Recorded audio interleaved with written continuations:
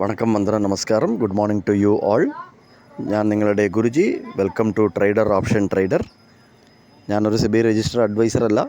അതുകൊണ്ട് തന്നെ ഈ വീഡിയോയിൽ പറയുന്ന കാര്യങ്ങൾ സ്റ്റഡി പർപ്പസിനായിട്ട് യൂസ് ചെയ്യുക. I am not a SEBI registered advisor. So whatever we are discussing in this video use for your study purposes. So I am unable to provide videos past some 3-4 days because of my official work. എല്ലാവർക്കും sorry പറയുകയാണ്, എനിക്ക് video record ചെയ്യാൻ പറ്റിയില്ല. So this is A bank Nifty future June contract. Yesterday the May contract was finished and it's closed.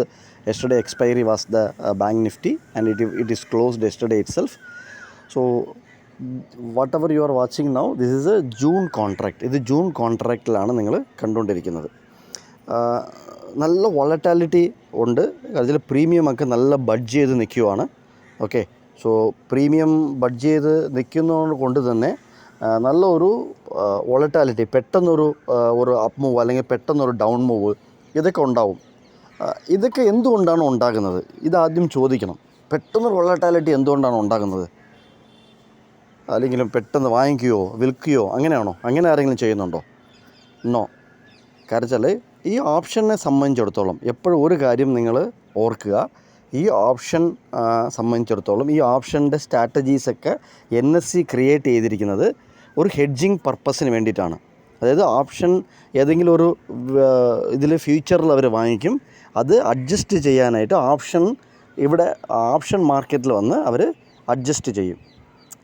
ഒന്ന്. രണ്ടാമത്തത് വേറൊരു hedging purpose എന്ന് പറഞ്ഞു കഴിഞ്ഞാൽ ഇതിനകത്ത് നിങ്ങൾ NSE ഓതറൈസ്ഡ് ആയിട്ടുള്ള നിങ്ങൾ പോയിട്ട് നോക്കിക്കഴിഞ്ഞാൽ കാണാം സ്ട്രാങ്കിൾ ഇങ്ങനത്തെ കുറേ സ്ട്രാറ്റജീസ് NSE തന്നെ റോൾ ഔട്ട് ചെയ്ത് കൊടുത്തിട്ടുണ്ട്. NSE തന്നെ കൊടുക്കുന്നുണ്ട്.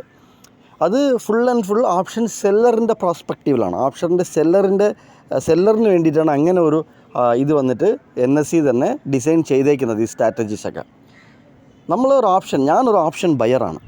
അതുകൊണ്ട് തന്നെ ഇതിന് ഓപ്പോസിറ്റായിട്ടായിരിക്കണം എൻ്റെ ചിന്താഗതികളും. ഞാൻ ചിന്തിച്ച് അതിനനുസരിച്ച് മാർക്കറ്റിൽ വർക്ക് ചെയ്യാനും, എങ്കിൽ മാത്രമേ എനിക്കൊരു ബെനിഫിറ്റ് ഉള്ളൂ.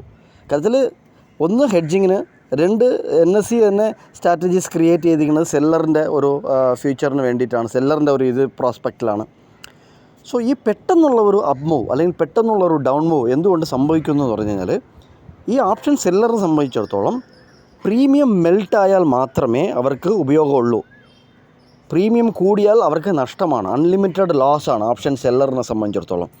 സോ അവരെന്ത് ചെയ്യും? പെട്ടെന്നുള്ള വോളറ്റാലിറ്റി ഇങ്ങനെ അങ്ങോട്ടും ഇങ്ങോട്ടും വരുമ്പോൾ ഈ പ്രീമിയം ബഡ്ജായിരിക്കുന്ന പ്രീമിയം പെട്ടെന്ന് മെൽട്ടാവും.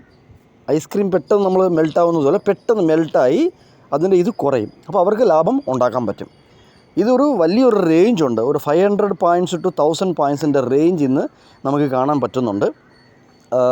സോ ഈ ലെവലൊക്കെ നിങ്ങൾ മാർക്ക് ചെയ്ത് വയ്ക്കുക. പക്ഷേ എവിടെയെങ്കിലും ഷോർട്ടിങ്ങിനുള്ളൊരു ഓപ്പർച്യൂണിറ്റി മുകളിൽ നിന്ന് കിട്ടിയാൽ, ഒരു ഗ്യാപ്പ് അപ്പായി മുകളിൽ നിന്നൊരു ഷോർട്ടിങ്ങിനുള്ള ഓപ്പർച്യൂണിറ്റി 50,300, 50,020, 49,800. സോ ഇവിടെയൊക്കെ എന്തെങ്കിലുമൊക്കെ ഷോർട്ടിങ്ങിനുള്ള ഓപ്പർച്യൂണിറ്റി എന്തെങ്കിലും കിട്ടുന്നുണ്ടോ എന്ന് നോക്കുക. കാരണം മാർക്കറ്റിൻ്റെ വരവ്, ബാങ്ക് നിഫ്റ്റിയുടെ വരവ് താഴേന്ന് നല്ലൊരു ഹ്യൂജ് അപ്പ് മൂവാണ് ഇപ്പോൾ നമ്മൾ കണ്ടുകൊണ്ടിരിക്കുന്നത്. സോ ഇത് ഒരു ഹ്യൂജ് അപ്പ് മൂവ് ഇനി മൈറ്റ് ബി 1-2 ദിവസം ചാൻസസ് ഉണ്ട്. ഹ്യൂജ് അല്ല, ഒരു അപ്പ് മൂവ് ചാൻസസ് ഉണ്ട്.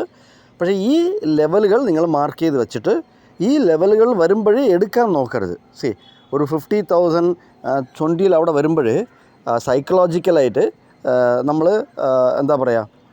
നമ്മൾ ഷോർട്ട് ചെയ്യാൻ തന്നെ നോക്കും. പക്ഷേ അവിടുത്തെ ഡെവലപ്മെൻറ്റ് നോക്കിയതിന് ശേഷം ഷോർട്ട് ചെയ്യാൻ തന്നെ നോക്കുക. ഇത് ഓൾറെഡി ജൂൺ കോൺട്രാക്റ്റ് 50,000 മാർക്കിൽ വന്നു കഴിഞ്ഞു. എന്നാണ് വന്നത്? 27 മെയ്യിൽ 50,000 ടച്ച് ചെയ്ത് കഴിഞ്ഞു. ഇത് നിറച്ച ആൾക്കാർ ആരും പറയാറുമില്ല, ആരും നോക്കാറുമില്ല. എല്ലാവരും സ്പോട്ട് ബേസ് ചെയ്തിട്ടാണ് ഓപ്ഷൻ ബയറിനും അല്ലെങ്കിൽ ഓപ്ഷൻ സെല്ലറിനൊക്കെ സ്ട്രാറ്റജി കൊടുക്കുന്നത്. എൻ്റെ അറിവിൽ 99% ആൾക്കാരും ഫ്യൂച്ചർ ബേസ് ചെയ്ത് ആരും എക്സ്പ്ലെയിൻ ചെയ്യാറില്ല. സോ ഈ 50,000 ഓൾറെഡി ജൂൺ കോൺട്രാക്റ്റ് ടച്ച് ചെയ്തു, ഫ്യൂച്ചർ ടച്ച് ചെയ്തു. ഇപ്പോഴും എനിക്ക് തോന്നുന്നു 48,500 സ്പോട്ട് നിൽക്കുന്നതെന്ന് തോന്നുന്നു. സ്പോട്ടിൻ്റെ ഞാൻ കറക്റ്റായിട്ട് എടുത്തിട്ടില്ല. 48,500. അപ്പം ഏകദേശം നല്ലൊരു ഒരു 1500 പോയിൻറ്റ്സിൻ്റെ മുകളിൽ ഫ്യൂച്ചർ ട്രേഡ് ചെയ്ത് കഴിഞ്ഞു. സോ ഇതൊക്കെ പ്ലാൻ ചെയ്തിട്ട് ഈ ജൂൺ മാസത്തിൻ്റെ കോൺട്രാക്റ്റ് പ്ലാൻ ചെയ്തിട്ട് ട്രേഡുകൾ നിങ്ങൾ പ്ലാൻ ചെയ്യുക. പറ്റുമെങ്കിൽ ലൈവ് ഒബ്സർവേഷൻ കൊടുക്കുന്നതായിരിക്കും. കണ്ടതിൽ നന്ദി, നമസ്കാരം. ലൈക്ക് ചെയ്യുക, കമൻറ്റ് ചെയ്യുക, ഷെയർ ചെയ്യുക. സബ്സ്ക്രൈബ് ചെയ്യാതെ കാണുന്നുണ്ടെങ്കിൽ സബ്സ്ക്രൈബ് ചെയ്യുക. Thank you very much.